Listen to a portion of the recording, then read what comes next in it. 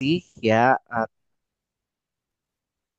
pada kesempatan kali ini saya akan menyampaikan materi dengan judul Standar Prosedur Operasional ya atau singkatannya SPO. Tapi saya akan menilai ini dari aspek manajemen dan akreditasi karena saya ini orang rumah sakit, maka lebih ke rumah sakit ya. Karena juga ada pelayanan untuk puskesmas, ada juga untuk klinik pratama dan sebagainya. Jadi karena ini juga kaitannya dengan akreditasi. Jadi saya lebih kepada aspek manajemen dan akreditasinya rumah sakit. Baik, nanti saya akan berikan satu contoh atau dua contoh di mana di sini tujuannya untuk proses pembelajaran. Jadi bukan untuk uh, istilahnya membuka aib atau juga untuk mengkritisi suatu kejadian yang betul-betul terjadi di lapangan ya. Pihak Rumah Sakit Prasetya Husada Kamis siang menggelar konferensi pers terkait meninggalnya seorang pasien anak di Karangploso, Kabupaten Malang. Dalam keterangan kepada wartawan di rumah sakit, pihak Rumah Sakit Prasetya Husada menjelaskan kronologi meninggalnya pasien anak usai mendapatkan perawatan rumah sakit. Dijelaskan oleh dokter spesialis anak Dr. Agung Prasetyo Wibowo Rumah Sakit Prasetya Husada. Sebagai dokter spesialis anak, dirinya sendiri mengaku masih bimbang perihal penyebab kematian pasien anak Alvito. Namun dokter spesialis anak tersebut menjelaskan henti jantung pada pasien anak tersebutlah yang menjadi penyebab kematian. Terus sekarang untuk yang tadi disampaikan masalah obat muntah ya, memang sebenarnya setelah kejadian saya lihat di resume ya, memang ada persetujuan secara umum ya untuk istilahnya general concern bahwa tindakan itu apapun tindakan yang dilakukan rumah sakit itu sudah sepengetahuan dari keluarga. Dan waktu itu sempat saya telepon ke teman-teman perawat yang memberikan obat pun dia juga sudah menyampaikan ini obat muntah karena memang anaknya muntah. Jadi indikasinya jelas, kontraindikasinya atau istilahnya apa alerginya juga riwayatnya tidak ada. Jadi saya pikir itu merupakan suatu hal yang wajar karena memang ada keluhan seperti itu. Mungkin seperti itu. Sementara itu, Direktur Rumah Sakit Prasetya Husada Dr. Prima Evita menjelaskan bahwa penanganan yang dilakukan oleh pihak rumah sakit sejak pasien datang semua sudah sesuai prosedur dan tidak ditemukan pelanggaran. Sadar atas pasien anak Alvito umur 6 tahun, setelah kami melakukan audit internal tidak ditemukan pelanggaran SOP. Jadi saya tegaskan di sini bahwa penanganan untuk anak Alvito itu sudah sesuai prosedur dan SOP yang ada di rumah sakit. Sebelumnya, seorang pasien anak berusia 6 tahun meninggal dunia setelah mendapat perawatan di Rumah Sakit Prasetya Husada. Pasien anak tersebut kejang-kejang dan meninggal dunia setelah mendapatkan suntikan obat anti muntah dari pihak rumah sakit. Jadi Prasetyo, Baik, kalau pihak misalnya direktur rumah sakit ya, itu kan pasti kita ngomongnya apa namanya kalau diminta konfirmasi sudah kita pastikan bilang sudah sesuai prosedur ya. Nah, kalau misalnya kita itu mau melakukan audit medis pada kejadian tersebut, maksudnya secara internal supaya nanti mungkin tidak berulang atau supaya kualitas akan lebih baik, maka akan timbul pertanyaan sudah sesuai prosedur itu apa betul ya kalau kita internal. Kemudian prosedur yang mana yang dimaksud prosedur tadi yang sudah sesuai dengan prosedur. Nah, ini kaitannya saya akan buka dari sisi aspek manajemen kalau saya orang rumah sakit ya. Jadi supaya ini bisa lebih relevan dengan pekerjaan saya di rumah sakit. Nah, ada beberapa macam istilah prosedur yang tadi dimaksud sudah sesuai prosedur ya. Istilah prosedur yang sering digunakan yaitu standar operasional prosedur. Tadi direkturnya bilang sudah sesuai dengan prosedur SOP ya. Ada juga standar prosedur operasional SPO dan sebagainya dan sebagainya dan sebagainya. Nah, sebenarnya kalau dari sisi secara umum general, saya ambil dulu istilah yang paling sering digunakan yang ini, istilah SOP ya. Jadi kalau ini saya lihat dari sisi secara internasional, karena ini asal katanya kan dari luar ya. Standard Operating Procedure itu adalah sebenarnya dokumen tertulis ya dengan instruksi langkah demi langkah dan tentang cara menyelesaikan tugas operasional. Jadi jelas di sini adalah sebuah dokumen SOP. Jadi dengan instruksi dan untuk menyelesaikan petugas. Nah, SOP ini tersebar luas di berbagai bidang, bisa industri penerbangan, terutama juga dipakai aviation industry, bisnis, administrasi publik, dan pendidikan dan juga kesehatan ya. Nah, SOP ini berbeda-beda tergantung di mana penerapannya. Namun semua SOP ini memiliki struktur yang umumnya hampir sama. Jadi berupa rangkaian tindakan untuk menyelesaikan prosedur yang ini juga ada prosedur yang rutin berulang-ulang ya supaya konsisten dan merupakan komponen dari sistem mutu secara keseluruhan. Nah, jadi kalau kita lihat dari pengertian dokumen, untuk dalam sebuah organisasi dokumen itu apa sih? Dokumen itu adalah sebuah data, prosedur, referensi, catatan dan sebagainya. Karena dokumen itu bisa macam-macam ya, baik itu secara tertulis di atas kertas atau juga sarana lain, baik itu rekaman berupa audio, visual dan sebagainya. Nah, berdasarkan jenis sumbernya, dokumen ini dibagi menjadi dokumen internal, jadi adalah dokumen yang diterbitkan oleh organisasi atau perusahaan ya. Ada juga dokumen eksternal, dokumen yang diterbitkan oleh instansi atau bagian di luar organisasi perusahaan seperti peraturan perundang-undangan, surat keputusan, pedoman dan yang lain sebagainya. Nah, dengan demikian bisa disimpulkan bahwa SOP itu termasuk dokumen internal yang diterbitkan sendiri oleh rumah sakit ya. Nah, kalau kita bicara tentang SOP, kembali lagi saya ngomong nanti SOP secara global dulu ya. Sebenarnya SOP itu ada dua tipe. Ya, jadi tipenya ada yang namanya technical SOP. Ada yang kedua manajemen SOP. Jadi technical SOP itu fokusnya pada standarisasi tugas-tugas tertentu. Jadi secara teknis tertentu mengurai proses yang teknis yang rumit ya. Sangat penting dalam lingkungan kerja. Jadi memerlukan ketepatan, keakuratan dan kepatuhan terhadap protokol. Jadi ini lebih detail, lebih rumit, lebih betul-betul teknis dan orangnya tertentu, kualifikasinya tertentu ya. Dan ini harus tepat, akurat dan patuh terhadap protokol. Nah, ada satu lagi jenis SOP yaitu manajemen. Ini fokusnya itu lebih kepada langkah-langkah suatu proses atau prosedur. Jadi dengan fokus pada manajemen secara keseluruhan ya, termasuk merencanakan, memantau, mengendalikan ya, misalnya operasional itu perencanaannya dan sebagainya ini ada namanya manajemen SOP ya.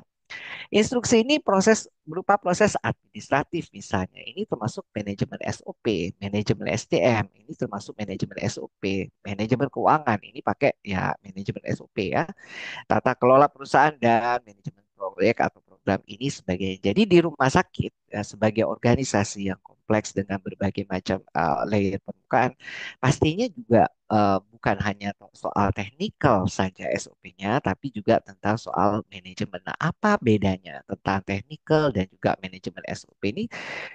Lebih kepada kalau SOP manajemen itu kurang fokus pada rincian teknis. Dia menyediakan pedoman yang lebih umum, lebih mudah beradaptasi dengan situasi yang berbeda. Tapi ini juga nggak kalah pentingnya dengan technical SOP. Mari kita lihat salah satu contohnya ya. Kalau misalnya technical SOP di rumah sakit itu seperti apa?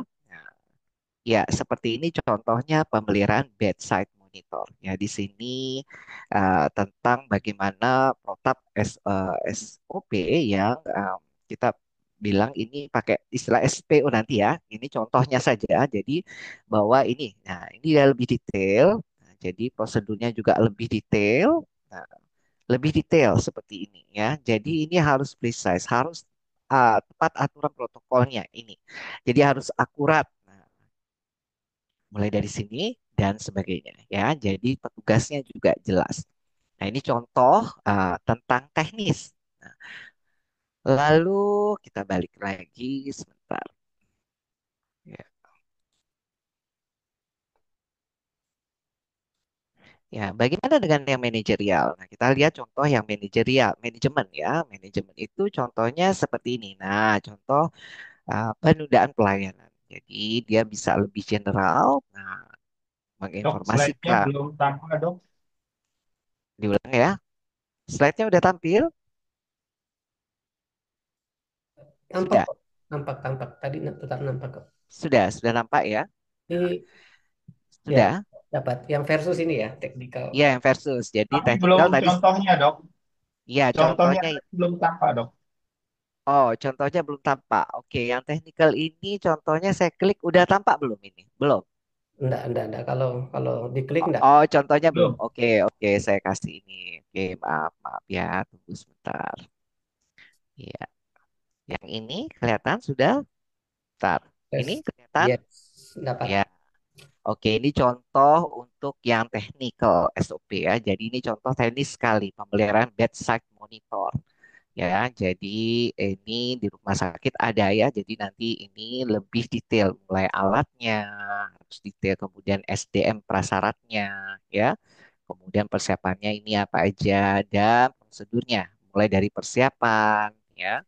Kemudian pelaksanaan dan pencatatan dan sebagainya. Jadi ini lebih detail termasuk siapa petugasnya ya. Jadi ini technical SOP. Oke, ini contoh ya. Berikutnya, contoh yang manajemen. Nah, yang manajemen ini sebentar saya lihatkan. Jadi untuk yang manajemen, ya ini. Jadi yes, sebentar ini yang manajemen. Nah, ini yang manajemen seperti contohnya ini penundaan pelayanan ya. Jadi ini memang harus ada SOP ini di rumah sakit. Nah, jadi seperti ini. Nah, contohnya prosedurnya lebih general. Ya, jadi dokter, perawat dan sebagainya dan tidak terlalu detail. Jadi dan ini juga bisa fleksibel tergantung situasi dan kondisi. Ya, jadi seperti ini aja. Jadi juga tidak terlalu rigid.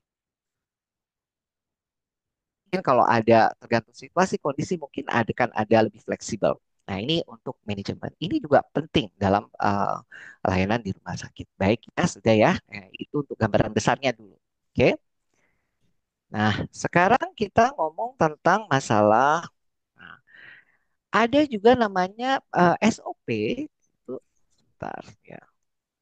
Supaya ada juga namanya SOP untuk SOP. Jadi untuk SOP sendiri, buat SOP itu harusnya ada SOP-nya, ya. Betul nggak? Jadi kalau untuk membuat SOP, ternyata SOP untuk SOP. Jadi ini wilayahnya manajemen sebenarnya, atau juga dikenal dengan SOP manajemen. Jadi khusus untuk SOP, untuk SOP itu ada SOP manajemen. Jadi metode untuk mengetahui kapan nih SOP perlu dibuat ya dan diterapkan. Ya. Namun perlu juga ada prosedur untuk mengetahui kapan harus meninjau dan memperbaruinya. Bahkan juga perlu kalau kapan nih harus diganti. Kayak Dokter Adi tadi menyampaikan suatu berita, ternyata nggak ada SOP-nya. Nah, berarti ini ada SOP untuk SOP. Ya, bagaimana kalau nggak ada SOP-nya? Apa yang harus kita lakukan? Dari mana? Nah, kalau ini sudah ada pun ini ada penilaian, kemudian butuh nih SOP X misalnya ya dari awal. Oh, butuh SOP yang tadi Dokter Adi sampaikan kasusnya. Kemudian butuh dikembangkan. Nah, butuh dikembangkan ini pasti butuh butuh referensi, butuh panduan, pedoman dan segala macam yang perlu disiapkan ya. Kemudian perlu setelah itu diimplementasikan SOP yang baru dan kemudian dievaluasi, diterapkan dan dimonitoring. Nah, kayak gini ya. Nah, jadi kalau misalkan tadi sudah sesuai prosedur, maka ini adalah wilayahnya SOP untuk SOP. SOP yang udah ada tadi kalau pertanyaan saya sudah sesuai prosedur, direkturnya nanya, maka ini adalah kita wilayahnya SOP evaluation ya. Jadi istilahnya saya akan mengevaluasi SOP yang sudah diterapkan ya. Apakah sudah sesuai yang tadi saya pastikan statement kita pasti bilang sudah sesuai prosedur. Tapi oke kalau kita secara internal melakukan investigasi maka ini ada SOP untuk SOP. Nah, bagaimana bila belum ada SOP-nya? Maka tentu saja kita betul-betul nggak ada ternyata maka kita perlu persiapan dulu ya. Persiapan ini mulai dari siapa timnya, apa aja dan sebagainya. Terus orang-orang yang terlibat harus mengerti tentang SOP, harus disamakan dulu tentang SOP dan sebagainya. Ini secara general ya. Baik sekali lagi, jadi kalau misalkan saya tadi ada satu kasus, maka saya akan bertanya sudah sesuai prosedur belum? Dan prosedur yang mana? Maka nanti saya akan cek ya. Saya akan melakukan evaluasi SOP. Sudah ada belum? Ya, kalau sudah, maka saya akan mengevaluasinya. Ya, kalau belum, maka saya harus mulai dari persiapan yang butuh nggak SOP tersebut ada. Nah, untuk prosedur yang mana? Kalau sudah ada, oh ternyata tadi ya kasusnya mungkin saya akan evaluasi SOP tata laksana dispepsia pada anak. Nah, SOP tata laksana kardiak arrest pada anak karena setelah dispeksia diberikan oh sudah benarkah indikasinya ya kontraindikasinya kemudian setelah diberikan terjadi arrest. Nah, sudah benar nggak ini SOP tata laksananya? Nah, ini secara internal sekali lagi ya. Jadi kalau dari sisi manajemen, nah ini yang SOP evaluasi SOP ini masuk wilayah manajemen SOP. Jadi SOP yang manajerial.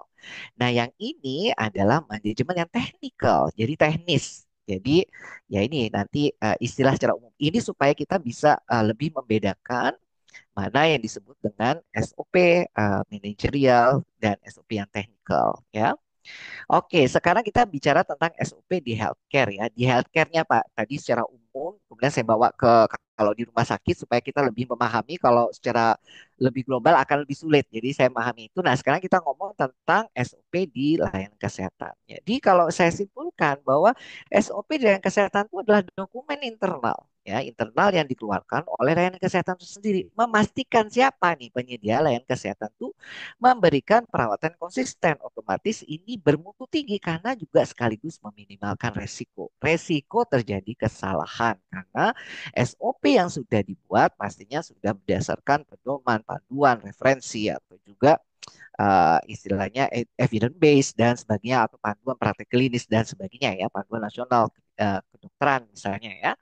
Nah, jadi kalau dilihat dari akreditasi sekarang ya, jadi untuk SOP untuk hospital ya, kalau akreditasi dunia itu pakai GCI, Joint Commission International Accreditation. Yang ini sebagai standar gold standarnya di layanan kesehatan yang global. Dia bilang apa sih standar operating procedure itu adalah dokumen, sekali lagi berupa dokumen ya, berisi serangkaian instruksi tertulis yang menguraikan bagaimana tugas atau prosedur tertentu harus dilakukan dalam lingkungan rumah sakit. Jadi sekali lagi kurang lebih sama ya. Jadi sebentar, ya. Kurang lebih sama ya. Jadi dokumen sekali lagi instruksi sekali lagi bagaimana menyelesaikan tugas sekali lagi cuma ini di dalam lingkungan rumah sakit ya. Kalau GCI ini juga ada akreditasinya untuk primary care juga ada untuk laboratorium untuk nursing home tapi dia juga untuk yang khusus ini chapter di hospital.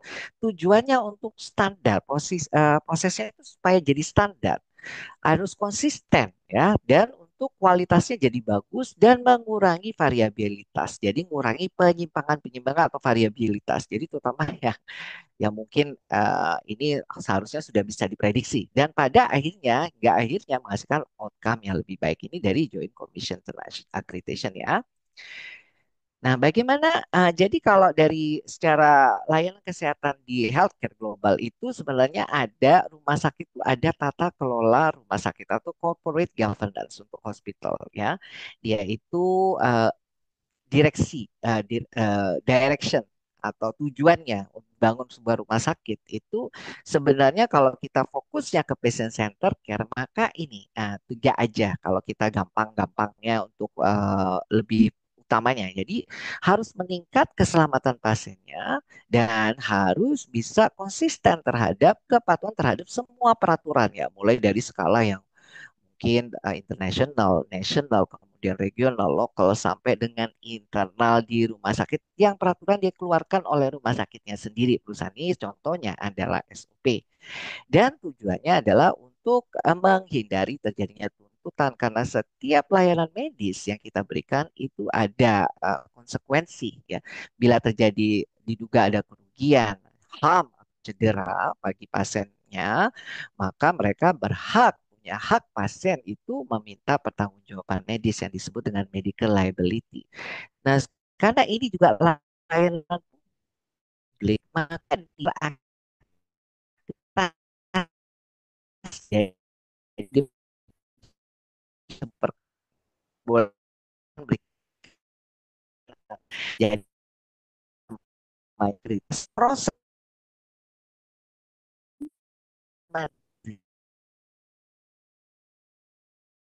nasional standar apa SOP yaitu nanti jadikan uh, uh, catatan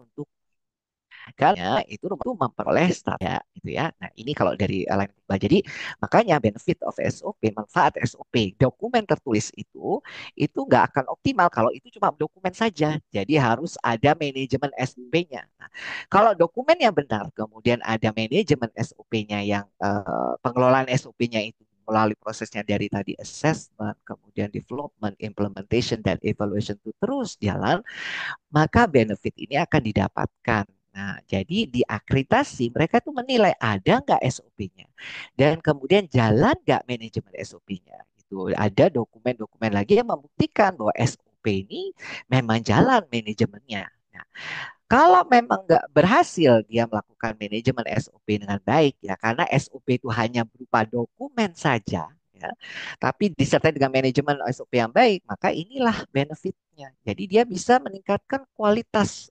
mutu pelayanan.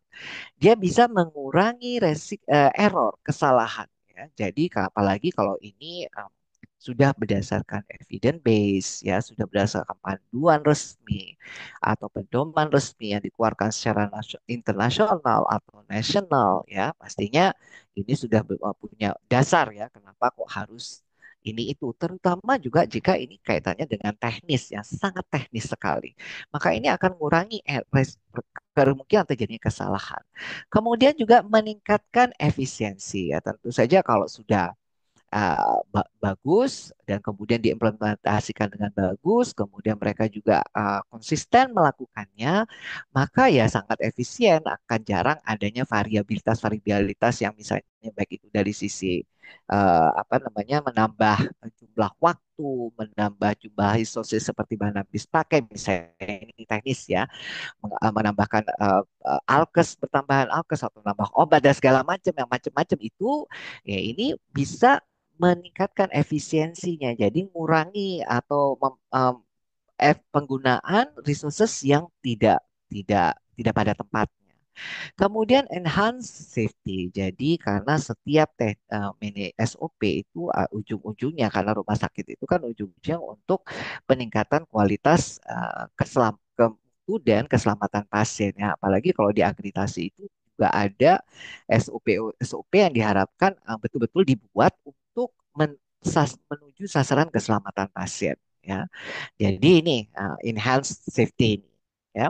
Kemudian juga meningkatkan compliance. Jadi kepatuhan ini juga akan semakin naik apalagi kalau misalnya SOP itu ya udah menjadi darah dagingnya dari perusahaan, kemudian kultur dari perusahaan itu juga memang ada edukasi dan training, mengharuskan ada upaya monitoring dan evaluasi dan memastikan sebelum petugas-petugas itu paham betul secara teknis dan juga manajerialnya dalam dia melakukan pelayanan di unitnya masing-masing sampai di level yang mungkin sangat individu sekali ya, seperti misalnya ya petugas yang harus hands on interaksi langsung dengan pasiennya. Nah, jadi ini juga bisa dipakai. Jadi sekali lagi benefit of SOP ini akan bisa optimal kalau ada manajemen SOP yang baik karena SOP itu hanya dokumen tertulis saja, yang lebih detail lagi dokumen internal yang sebagai termasuk dokumen akreditasi. Nah, untuk elemen SOP yang baik ya sebelum nanti di manajemen dengan baik, tapi ada elemen-elemen utamanya di dalam SOP itu. Apa? Yang pertama bahasanya harus jelas dan ringkas. Jadi mudah dipahami dan diikuti. Kemudian ada petunjuk langkah demi langkah ya karena berupa instruksi. Nah, instruksi ini yang nanti disuruh untuk menyelesaikan suatu tugas. Makanya harus dipecah instruksinya, harus ada petunjuk langkah demi langkah. Nah, kalau bisa ada alat bantu visual. Jadi kadang berupa bisa alur, diagram, bisa berupa flowchart, bisa berupa gambar, bisa berupa foto misalnya ya. Jika itu memang sulit, misalnya jadi contoh untuk maintenance bed monitor ya, pasien bed monitor misalnya atau pasien monitor misalkan. Mungkin akan lebih baik kalau misalnya juga disertai dengan gambar-gambar gitu ya. Jadi nanti ini contohnya. Nah, kemudian juga penetapan tanggung jawab. Jadi SOP itu jelas mengidentifikasi siapa nih yang bertanggung jawab untuk melakukan setiap langkah. Karena juga ada SOP itu kalau kita lihat yang secara lebih general lagi, ada yang SOP itu makro, Ada juga SOP yang mikro. SOP makro itu dari kumpulan dari berbagai SOP. Nah, detailnya SOP.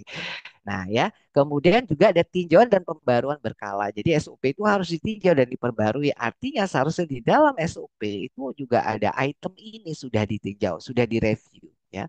Sudah direview belum atau ada perubahan belum ya untuk memastikan bahwa SOP-nya itu tetap terkini dan relevan. Jadi terupdate, terutama kalau ternyata tiba-tiba ada dokumen eksternal ya dari luar ternyata perubahan kebijakan atau perubahan peraturan perundang-undangan atau perubahan ini itu yang perubahan pedoman nasional misalnya perubahan praktek nasional kedokteran misalnya PNKP ya kalau nggak saya ya istilahnya seperti itu. Nah ini harus ditinjau dan diperbarui secara berkala. Nah, baik.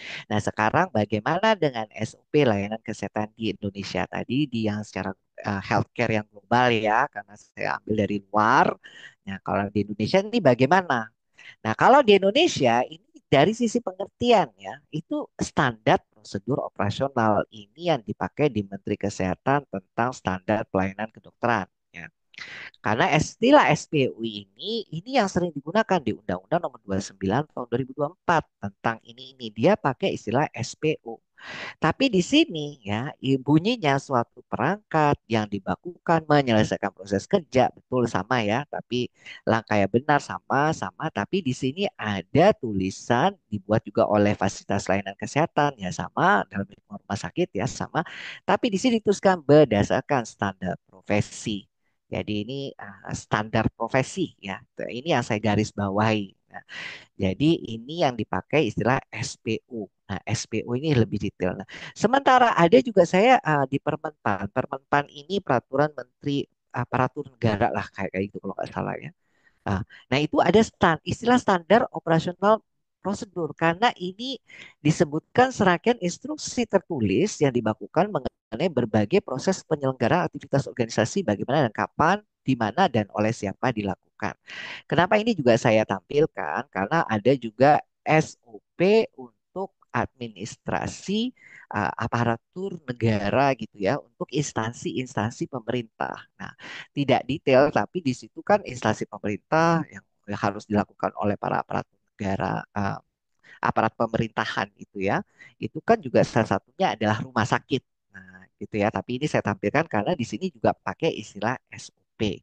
Kembali lagi saya bilang di sini ada SPO yang berstandar profesi. Nah, jadi kalau misalkan padahal SOP yang general itu nggak melulu harus sesuai berdasarkan standar profesi gitu loh maksudnya. Nah ya, jadi nanti itu dibahas ya di diskusi mungkin juga sama Dokter Adi. Jadi nanti biar lebih detail karena saya juga mengalami kayak semacam kurang kurang apa ada semacam ambiguitas gitu ya. Nah, baik kalau di Indonesia maka ya sama ya. Jadi untuk tata kelola rumah sakit dia pakai akreditasi rumah sakit itu adalah pengakuan dari pemerintah terhadap mutu dan dia diberikan setelah dinilai memenuhi standar akreditasi peraturan perundang-undangan.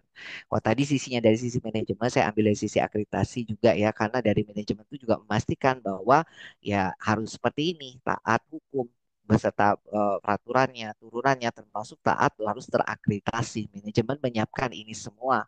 Nah, SPO kalau ini istilahnya di rumah sakit di Indonesia itu harus pakai SPO, maka SPO ini termasuk dokumen akreditasi ya di Indonesia.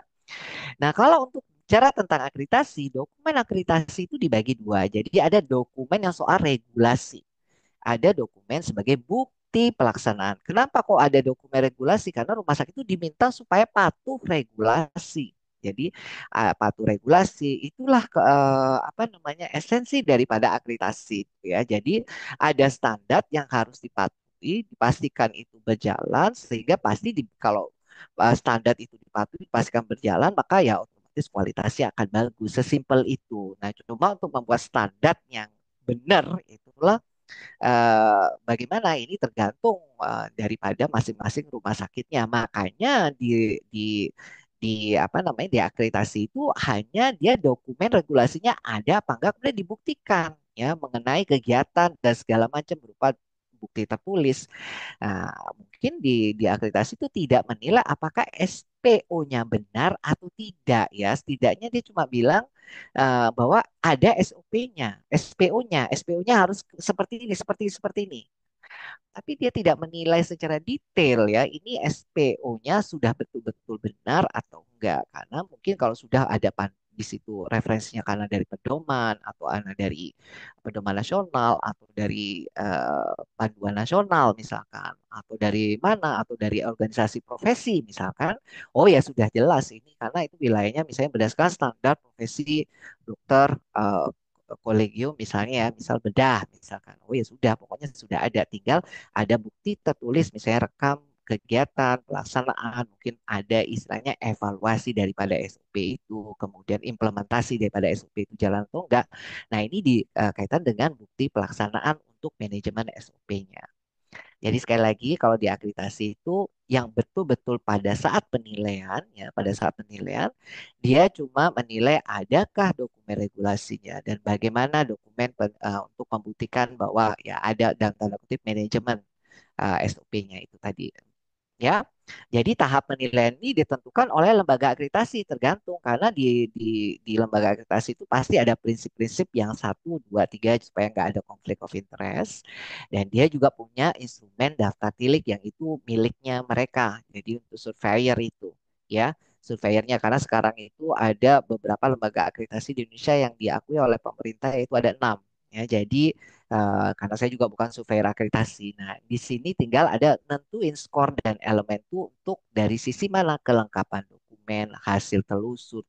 Ya, jadi bukti di lapangan. Nah, kalau udah hasil telusur, kunjungan lapangan, simulasi pada petugas dan sebagainya. Jadi seperti ini ya. Jadi kalau pada saat dinilai akreditasi, SPO itu tulisannya SPO di akreditasi ya. SPO itu di bagian regulasinya. Jadi regulasinya ada skornya terpenuhi semua, terpenuhi sebagian, tidak terpenuhi, tidak diterapkan ya, tidak dapat diterapkan. Misalnya, oh udah ada ini SPO-nya lengkap, nah, masuk tujuan dan standar. Dia menilai ada nggak SPO-nya, ya, ada nggak SPO-nya ini diregulasi, oh sudah sesuai. Tapi dia tidak akan menilai ini SPO-nya benar atau tidak, pokoknya sudah ada ya.